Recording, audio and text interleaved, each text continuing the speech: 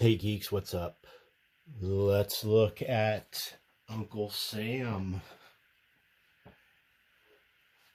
National Comics. First appearance of Uncle Sam. DC comic character. Didn't used to be.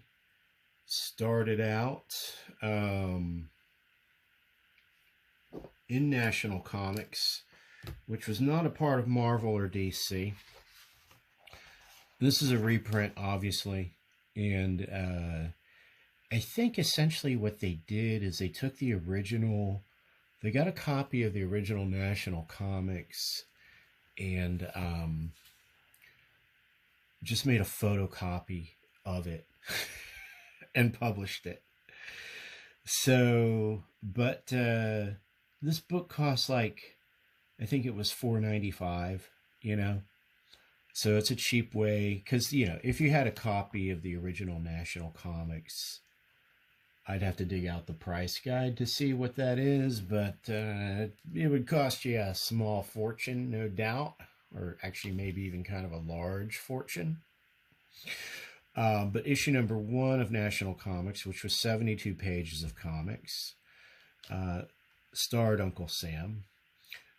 Merlin the Magician, Wonder Boy, Paul Bunyan, Cyclone the Space Pioneer, and the Kid Patrol. I'm not sure if this is the original cover from National. I think it's a reproduction of the original cover, but it's very similar to what the original cover looked like. And so in this first story, we have Uncle Sam, William Eisner, the same William Eisner who created The Spirit, which is his most well-known creation, so otherwise known as Will Eisner. I think Uncle Sam, I'm pretty certain, preceded his creation of The Spirit. I don't remember the publication date of National Comics, but it was during the World War II era, as you are going to see. He's going to be fighting some Nazis. So the reproduction in some places like okay, and in other places it's pretty raw. It's pretty bad. There are probably color reproductions of this out there. But yeah, they were kind of sparse on the details of the origins of Uncle Sam. Let's see, 1776. Basically, he's just sort of an apparition who is impervious. You can see they even did some touch up here. They did this is some modern day lettering that they must have put into this panel. I'm not sure what happened there. But yeah, he was born of the spirit of the 48 states. Out of this spirit, like a guiding father, came Uncle Sam, as Americans fondly named him, to watch over the destinies of growing America. He carried the flag in the Civil War, in the trenches in 1917, fighting to preserve the principles of democracy. Now, for the first time in the history of comics, he joins the war on crime, evil, and injustice. And then we have this adventure here where he deals with kind of a semi-Nazi uprising in the heartland of America. So yeah, they're not actually Nazis, but they're kind of like wannabe Nazis, and they hate freedom and they want to implement a dictatorship. And this kid, they kind of terrorize him, but Uncle Sam shows up to save him, beat up a couple of thugs. And their leader looks strangely like the dude that led Germany into World War II. I think Hitler was his name. He gets his butt kicked. And it's kind of a standard, nothing too intricate about the plot. Real rah-rah stuff. And the inclusion of the little boy, I forget his name. Is it like Little Johnny or something. Let's see. What is his name?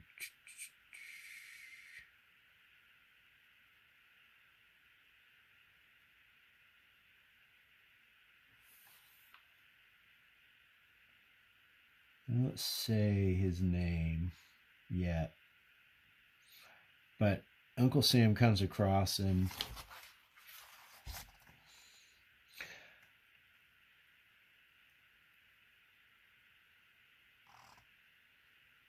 But it's interesting, you know, at the time that these comics are created, a lot of them had like the sidekick or the or in this case, I mean, this is, I don't know, like an 8-year-old boy, I think. And you know, that works on a couple of levels. I mean, it appeals to children. The main audience for these comics was, you know, little boys. It appeals to their sense of adventure. I think it, you know, makes them feel like, you know, hey, I could have adventures like this. You know, they can kind of identify with the character.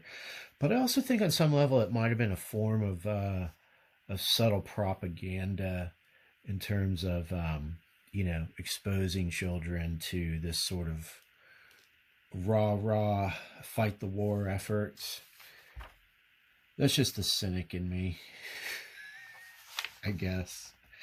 But I think more so it was, you know, the former reason I stated. To give kids, you know, something, a character to identify with, to go on these adventures with these superheroes. I mean, it makes them want to buy, you know, take the allowance or the chore money and buy these comics. So, so yeah, in this book, that was it for Uncle Sam. And then we got into, what was this, Prop Powers.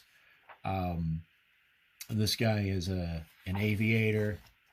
We had some aviation adventure. I'm not going to get too deep into these. I wanted to kind of stick around with Uncle Sam as the theme, because the other book that I have is an actual Uncle Sam and Freedom Fighters book from DC. One of the interesting things in here, though, Yankee Doodle Boy. So again, you know, we've got the boy hero here, Wonder Boy. They don't really get into his origin. This is kind of he's from outer space.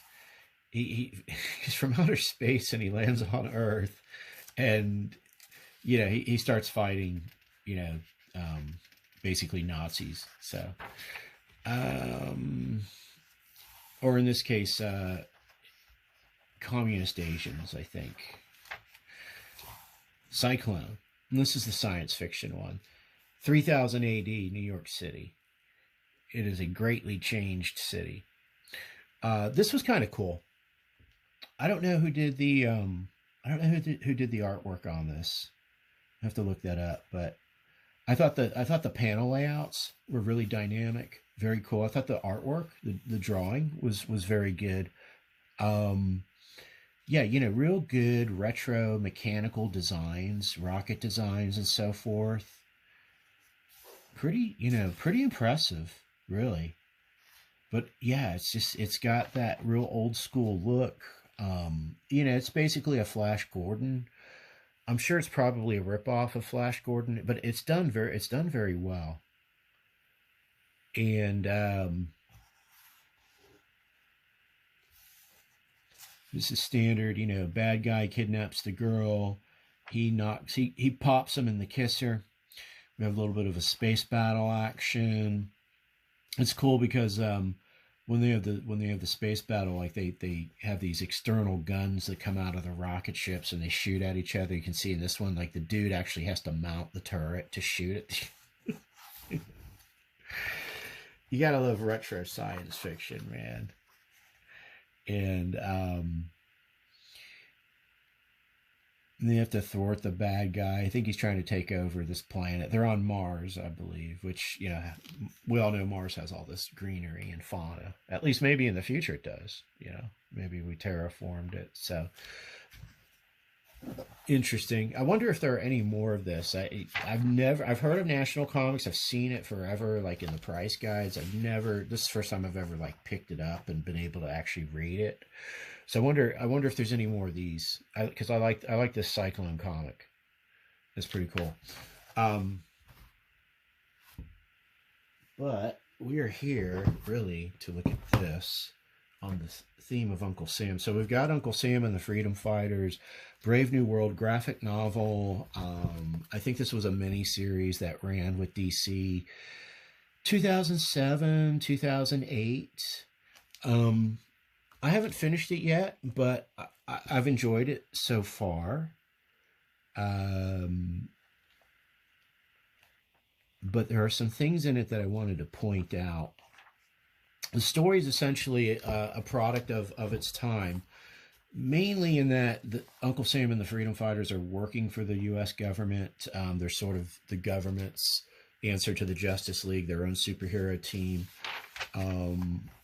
One of their members, Phantom Lady, is a celebutante. So if you remember in the early 2000s, there were ladies like Paris Hilton and Nicole Richie, and Kim Kardashian was just taken off, and they weren't famous for anything other than just like being rich and partying all the time, and maybe sex tapes.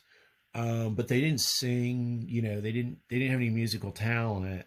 And that was actually kind of a new phenomenon, for people to find them to be like worthy of like coverage, of media coverage, because they weren't singers. It wasn't like they were Britney Spears. They just, now Paris Hilton has gone on to release a couple of albums, to my understanding. So anyway, that's one of the main plots, is she has a drug and alcohol addiction along with her partying. So they've got to try to get her into rehabilitation, intervention, and so forth.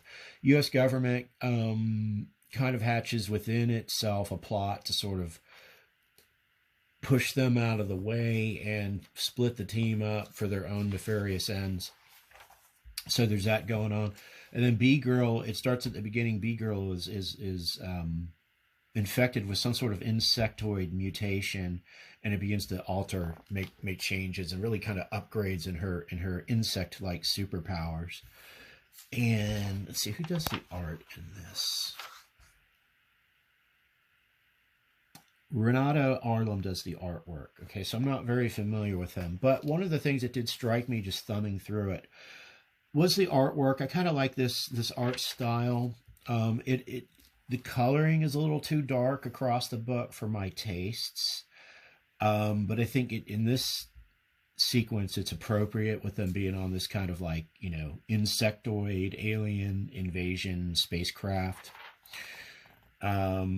Now, in this period of time, this is clearly, the Uncle Sam of World War II.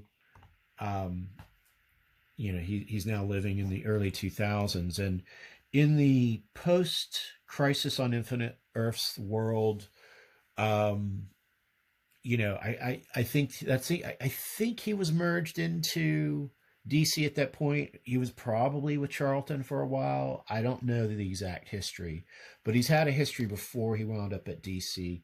And then famously, Alex Ross did a really good comic, which I have that. I didn't pull it out. I should dig that up. But Alex Ross and I think it was Mark Waid did a Uncle Sam miniseries where they kind of got deeper into his character. He's an interesting superhero character. And I'm just sort of like, getting into him. I think I had some of the 80s copies of Uncle Sam and the Freedom Fighters. There was an 80s run that came out. So I'm not really looking at things in chronological order here, because I just happened to come across this. When I was at my local comic book shop, I bought both of the books we're looking at the same time. That was really all the Uncle Sam they had in trade paperback form. And I didn't feel like digging through the boxes to get individual issues and piecing those together. That would have been more expensive than I wanted. But anyway, what I've noticed as I was reading this comic, I was like, well, yeah, the artwork is decent. It could pass for you probably could have gotten away with this kind of artwork in the 80s. To me, this artwork is actually more 80s than 90s.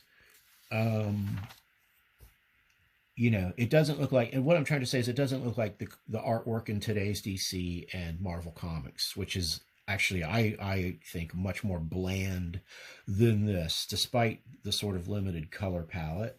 And again, this wasn't that long ago. This is like in the 2007 2008 time frame when these comics came out and were collected in this book. But as I was going through it, there was something about the book that just there was something that was bothering me about it, and I think I picked up on it on this page. And basically what it is that you can see characters in this book for multiple panels be in the exact same body position with the exact same facial expression, and it doesn't change, even though they speak different dialogue. And what that tells me is that they were doing some digital manipulation where they were essentially collaging these arrangements in each panel. And they were probably doing it in the interest of saving time, because you don't. So this is the example here. She's in the exact same position and the exact same facial expression. There's no dynamism to her movement. And even Dr. Midnight, one arm there, one arm pulled back. It's the exact same pose. All they did was just snip that arm off. You can see it right there. So these two characters were drawn once and pasted. and it's just like it's the same with his character. The doctor, or whatever his name is, exact same position. They may have resized it a little bit, to play with the perspective. But there's absolutely no change. This is a copy and paste right here. Copy, paste, paste. Here, one alteration with the arm. Alteration here. It's just the word balloon kind of crowds out the rest of her body. Now her head position changes a little bit. His position changes. Her position changes. She walks from here to here. He's also, Bullet Man is also not moving at all. Or Bulletproof Man, or whatever his name is. No movement. So most of the characters in these panels on this page are static. They do not move. And that's uncanny to me, because I was like, wait a minute, there's something odd here. What am I looking at? It's not the art. It's not the dialogue. The story is perfectly acceptable. It's engaging. It's interesting. And then it dawned on me. I was like, these people are not freaking moving. They're not changing. They're what the hell is going on? So the only thing I can think of, is that they're just collaging them in to these backgrounds and paste it. And even this background, I'm sure it's completely static, and that's not too unusual with backgrounds. But they're just playing with aspect ratios and so forth. And that it's totally, it's even though it looks, it doesn't have a digital look to it though, in terms of the artwork and the coloring and it looks like it was penciled. It looks like it was in a coloring process. And the coloring is probably digital as it so frequently is, but and I don't find anything really wrong with the artwork either, in terms of the rendering, the drawings, the backgrounds, the characters and everything. It's just that they're clearly recycling character poses. It's just so weird. Once you see it, you can't unsee it. So it starts to, now here in these two pages, pretty much no problem. Everybody's kind of doing something different. But then it happens again.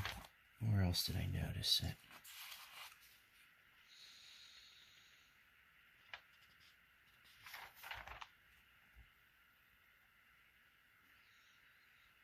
And this is a good sequence where you're getting into the dialogue. You're doing this 6-panel, page. Everybody's got their piece to speak, I do wonder if I'm pretty sure they're using photo reference for especially the the maskless characters. It's probably somebody the artist knows or somebody who works at DC Comics. Let's see, and then we get to another example of it. So yeah, Bee Girl has some kind of seizure, and then she like has this cocoon that builds around her in her apartment. The party girl gets drunk, winds up on the front page of the newspaper. They put her in rehab. They put Bee Girl in a lab to see what happens as she's in this cocoon. I guess going through some sort of chrysalis process.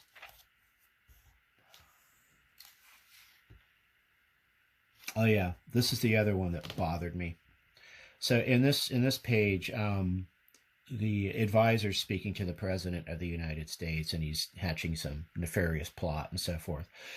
And for the longest time, when I first saw the page, I thought he was like, for some reason, like his arm was out and he was like holding up his hand, like there was this. But this is really the table, and I guess that's a statue behind him, But then I got to looking at it, and I was like, wait a minute, he literally does not change his sitting position in all three of these panels at all. He's completely static, even though he's speaking a lot, and probably with in a real world situation, as he's kind of complaining about her drug and alcohol abuse and how it's not becoming of, the image the United States wants to portray and their superhero team.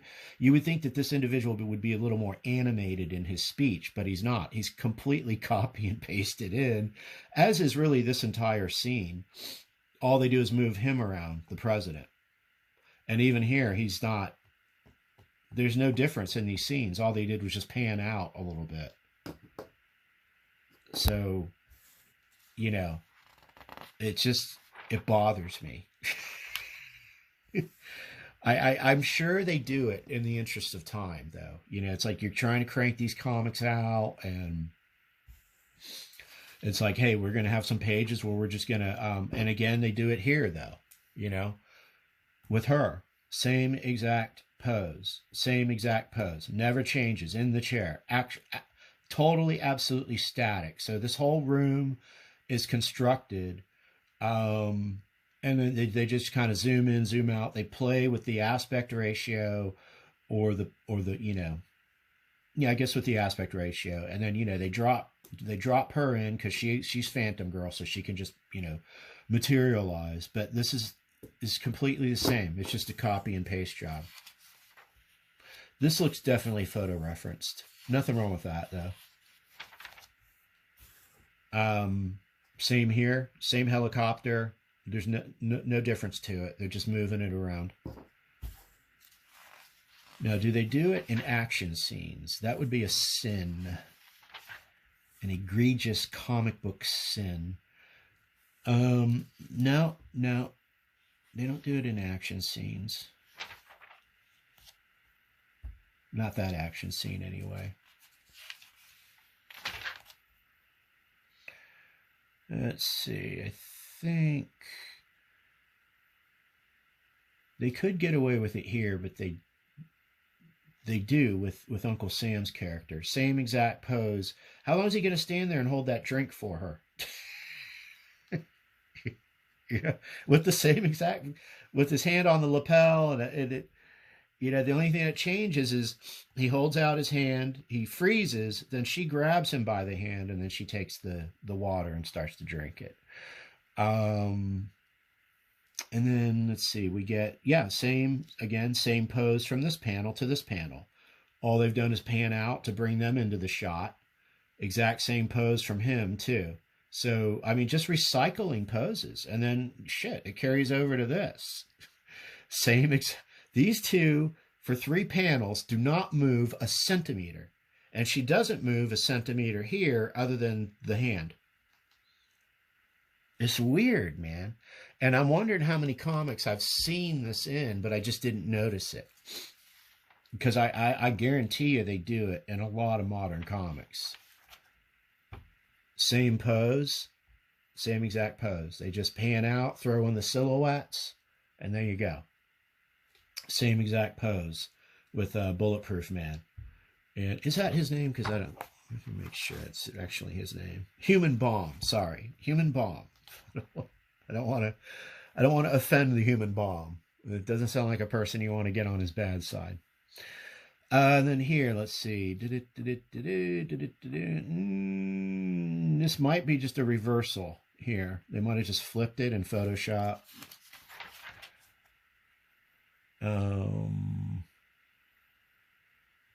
Yeah, that pose and that, yeah, that's exactly what they fucking did.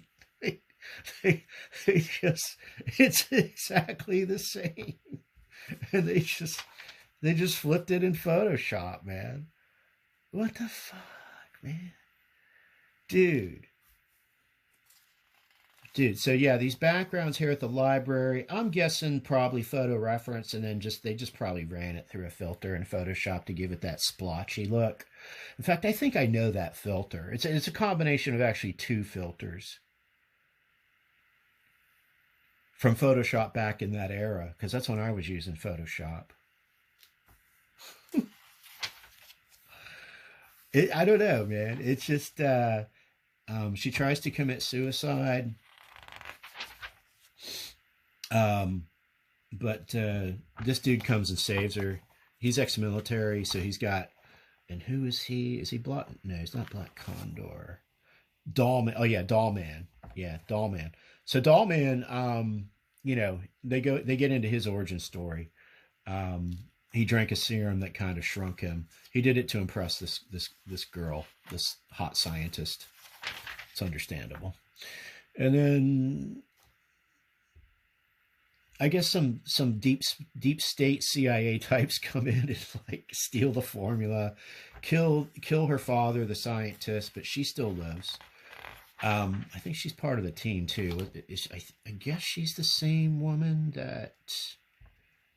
Yeah, I think it's her.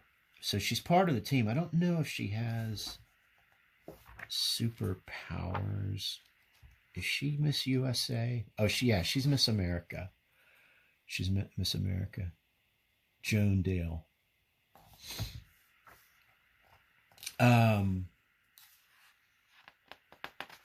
Anyway, let's see. Do we have any more strange repeating panels? No, not here. Turns out the advisor to the president, he's got superpowers too, and he's just kind of pulling all the strings behind the scenes. Yeah, same pose there. Actually, yeah, 3 more times, same pose. I mean, at least have her like cross her legs, or do a hand gesture. Actually, 4 times. Same pose, same pose, same pose, same pose. Same pose, same pose, same pose. So 1, 2, 3, 4, 5, 6, 7. 7 times. 7 times. 8 times. 8 times. Not cool, man. Not cool. Come on, man. You didn't think that someone was going to catch up to that? I'm calling it out right now, DC Comics. Don't have your artist do this. 9 times. Ugh, come on, man. So, this goes back to what I was saying in previous videos. Like, who's doing the quality control? I assume that's like the editor's job. Is the editor named on this? I don't think so. But who was... Yeah, here we go. Dan DiDio was senior VP back then. Executive editor. Okay. Very accomplished artist, right? Writer too, if I remember correctly. Tom Palmer Jr., Sean Makowitz. Okay. So yeah, those 3 guys there. They're not seeing this and saying, "Hey man," they're not going to the creative team and saying, "Hey, this is egregious. Change her up, make her move a little bit, turn her head, cross her legs, do a hand motion, a hand gesture, flip the neck, you know, it's too static. It's uncanny. It doesn't look natural. Again, same thing here. Exact same pose. Exact same pose. Just flipped here and zoomed in. Exact same pose. What up, man? What's going on with this? It's giving me the heebie-jeebies. Okay? It's freaking me out. It's not natural, man. It's not normal. These are pretty cool, you know. I'm all good with that. And we kind of get into this fight scene. Bee-woman escapes. Are these cut and paste? Probably, but that's okay. See, in you know, for something like this, it makes sense. You're trying to do a horde of insects. You're probably doing. There's one, maybe two variations of it. Now, would Kirby do it that way? Of course not. He'd draw every single one of them individually. Every one of them would have some sort of different dynamic feature or attribute to them. But, you know, not everybody's Kirby. So, this is the point I've read up to. Again, I'm not knocking the book. I actually think it's pretty cool. I think the story's great. I'm enjoying it so far. I'm about halfway through it. But we're halfway through it, and look how many of these copy-paste jobs I've already found, you know? I mean, you know, come on, man. What's up with that? This retails for $14.99. If this were published today, it'd probably be $19.99. You know, for $14.99, I can overlook this to a certain extent. Obviously not too much because I'm making a video about it, but I just, you know, you should be getting more for your dollar is all I'm saying. So I just wanted to point it out. I'll let you know how it finishes up when I read the rest of it. Until the next one, stay geek. Oh, one more thing before I go, though. Let me know your thoughts in the comments below. And I guess I should start saying this because I never say it. I keep forgetting it. Click the like button. It's free. You ever hear people say that? Click the like button. It's free. Like, well, yeah, it is free. Don't forget to subscribe, and don't forget to hit your alerts. You may have noticed, like, I will go weeks without a video. So really, the alert function is a good thing to have for this channel because you never know when I'm going to drop like 3 videos in one day, and then you won't hear from me for like 5 or 6 weeks. I mean, I'm still doing community posts and all that. I get busy with other stuff. I'm actually kind of taking a break today because of all this hurricane stuff that happened. I've been doing like some relief efforts for that. And I might actually be going out of town to like do some chainsaw work and stuff. I'm not turned away, but and if I can find some place where I can crash, I can probably just set up a tent for a couple of nights and do what needs to be done out there. But I was fortunate to be in an area that was not affected, even though we were forecast to, and I was not. So feeling very blessed in that regard. So things have been kind of crazy. And then I've just had a bunch of other stuff going on. You know how it is. It's life stuff. But a lot of that has been artistic related projects. If you watch my last video talking about the book of cones that I was writing and the artwork that I'm doing for that book and so forth.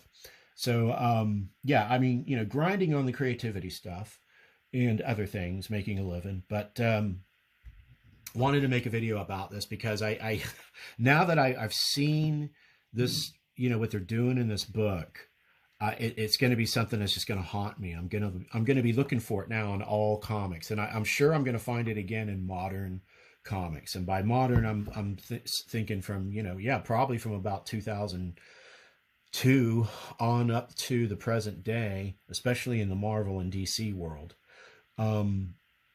Yeah, I you know, another company like Image, I don't see them getting away with that. I think Image has just a little bit more integrity, where their editors would be like, no, you're not doing copy paste jobs, you know, multiple times in these panels on one page. So, but I don't know. We'll see. If I find more instances of it, I'll point them out. It could make for a good zine. You know, we could call it the copy and paste zine. So anyway, don't let it deter you from reading this though, because I do think it is a pretty cool story. I like the characters. I like the subplots. You know, it's just a shame that they're just kind of like recycling a lot of the art, and they're doing it in such an obvious way. So, anyway, with that, now I'll say it. Stay geek.